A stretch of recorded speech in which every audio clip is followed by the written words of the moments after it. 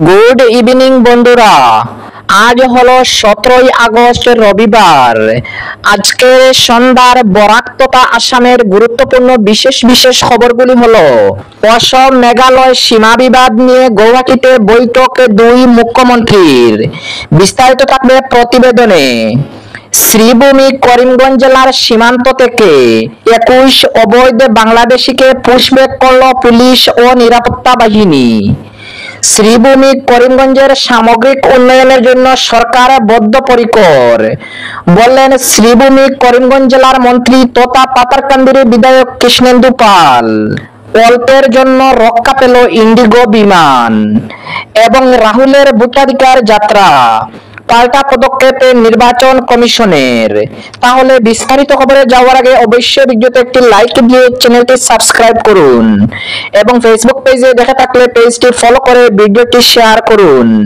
এবার শুনুন বিস্তারিত খবর।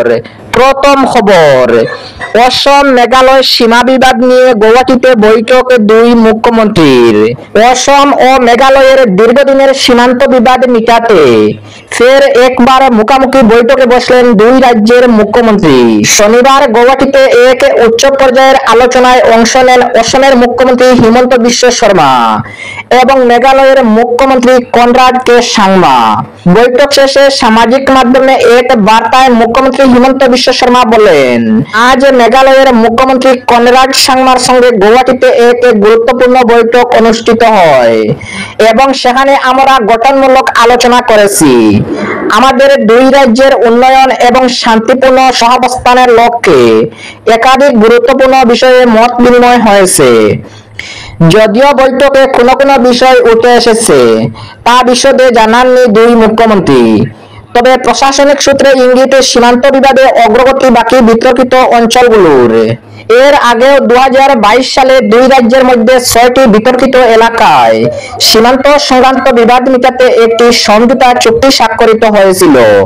এবছরের জুন মাসের দুপক্ষে 12টি বিতর্কিত এলাকার মধ্যে 5টিতে সীমান্ত স্তম্ভ স্থাপন দিয়ে সম্মতি জানায়। মেঘালয় 1972 সালে অসম থেকে আলাদা হয়ে পূর্ণাঙ্গ রাজ্যের মর্যাদা পায়, কিন্তু অসম পুনর্গঠন আইন 1971 কিছু ধারা নিয়ে মেঘালয়ের আপত্তির জেরে দুই রাজ্যের 884.9 কিলোমিটার দীর্ঘ সীমান্ত জুড়ে তৈরি হয় 12টি বিতর্কিত অঞ্চল। 2021 সালে মুখ্যমন্ত্রী হওয়ার পর হিমন্ত বিশ্ব শর্মা এই সীমান্ত বিবাদ নিষ্পত্তিকে অগ্রাধিকার তালিকায় রেখে একই বছরে 3টি আঞ্চলিক কমিটি গঠন করেন এবং পরিস্থিতির মূল্যায়ন ও সমাধানের জন্য কাজ শুরু করেন।